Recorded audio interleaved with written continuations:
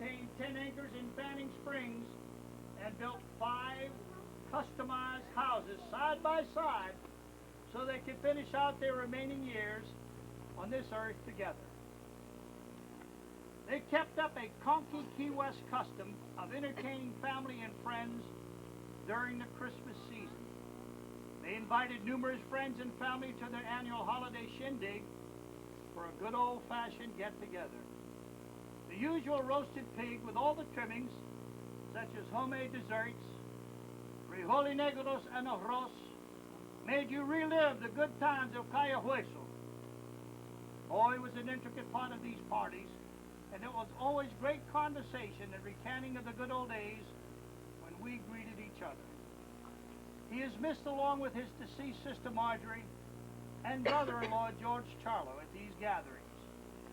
He was also preceded in death by his father Charles R. Williams Sr. and his mother Marguerite Ayala Williams. Survivors include his loving wife Alice, Charles, his sons Charles R. Williams III and wife Linda, Edward Sr. and wife Rhonda, daughter Rhonda Esteves and husband Edward, stepdaughter Kim Esteves and husband Michael, grandsons David Esteves, Gregory Esteves, and Ryan Esteves, Charles Williams IV and Eddie Williams Jr. with wife Dee, and great-granddaughter Angela Marie. 2 granddaughters, Monica Williams and Maggie Esteves, 2 step-grandsons, Robert Means and Jason Means, with Cecily and step-great-grandson Mason.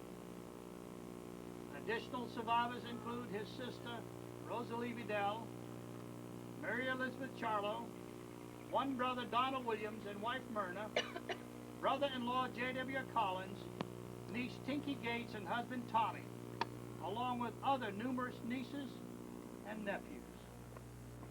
The last time I was with my cousin Boy was Christmas 2001 when he was in a wheelchair. Though confined with his handicap, he possessed his usual smile and pleasant demeanor. I choose not to remember him as being this restricted, but as a Batman character who no one could ever catch. More importantly, let us always recall his many devoted years of service to this island city. To his children and grandchildren, always remember him as a good man and be proud of your Williams family heritage. May God bless Alice, Rosalie, Mary Elizabeth, Donald, Tinky, and all members as you remember Boy. I will close with a favorite passage. No one ever dies as long as there is someone left to remember. God bless you.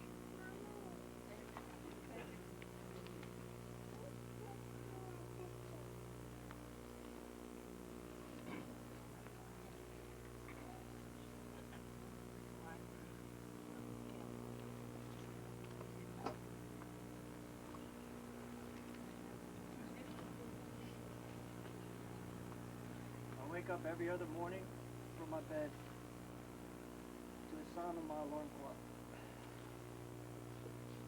I kiss my wife and daughter, and I softly whisper, I love you.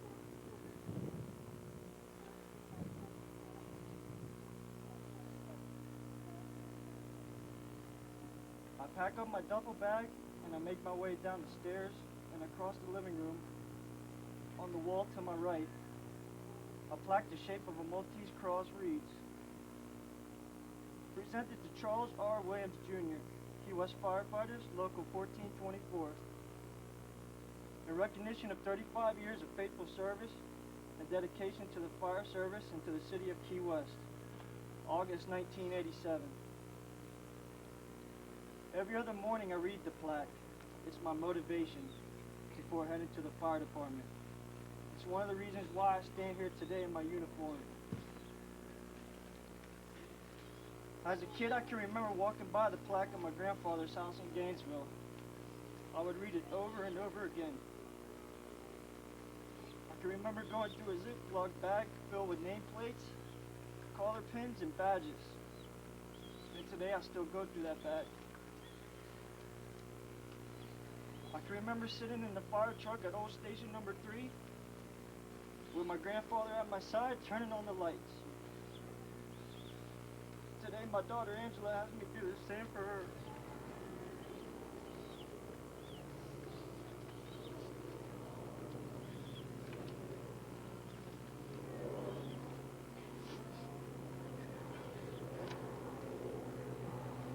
I remember the rides to Dairy Queen for a blizzard, and my grandfather pointing out every fire hydrant along the way. I remember him putting ketchup on just about everything he ate, and it's a habit I picked up myself. The Devil's Food Cake cookies and the trip to Disney World. I remember the long conversations about the fire department, sitting on the front porch swing, how to back up the trucks without taking the mirror off, and how to hook up to a fire hydrant. And all the fires he ever experienced. Out of all the conversations and memories that I have of my grandfather, there's one that I will hold close to my heart forever. It was the day I became a firefighter at NAS Key West. The day I was to continue a family tradition that Charles Williams Sr., Charles Williams Jr., Donald Williams, George Charlo, Gregory Collins, and Jason Means accomplished before me.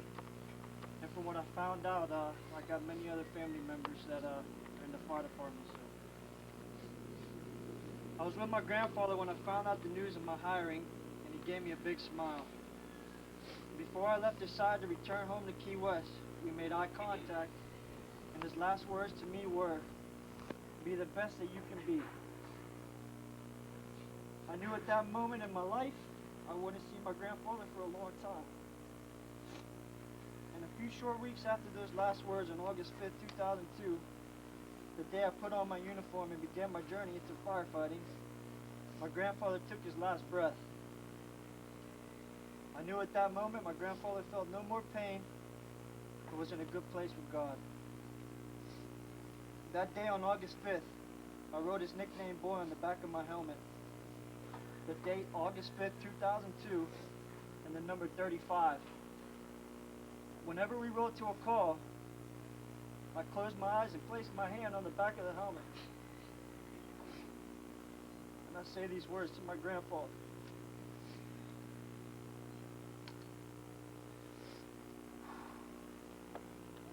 This is my time to perform my duties as a firefighter. I ask you to be by my side. If someone is trapped, show me the path to find them. Where there is darkness, give me light. Give me water where there is flame, and give me strength when I am weak. And if I shall leave this world performing my duties as a firefighter, if I shall leave my wife and my daughter and the best family anyone could ever have, I will leave this world with you, Lieutenant Charles R. Williams, Jr., knowing I was the best that I could be. Boy's been gone from the department since 1986. A lot of the people now that are captains saw him as an example that they were able to work with and see. My first fire with Boy was at the Cuban Club. And he, myself, Manuel Bazo, we had the 2.5 going under in the first floor. And the boy hollered and said, "It's time to get out." And that's something I'll never forget. I'll also never forget the way that he could take a look at a building and know exactly what's going on inside by looking at the smoke and the flame. It's something you can't teach in school, but you have to learn by example. Eddie just read a bit of the firefighter's prayer that is normally spoken at this time. We've also written a new one to kind of go along with that. It says, "Heavenly Father, so often we're asked why we're willing to run to situations or dangerous circumstances others would easily turn and avoid. That we're witnesses of life and death struggles and victories, each having a face and bearing a name.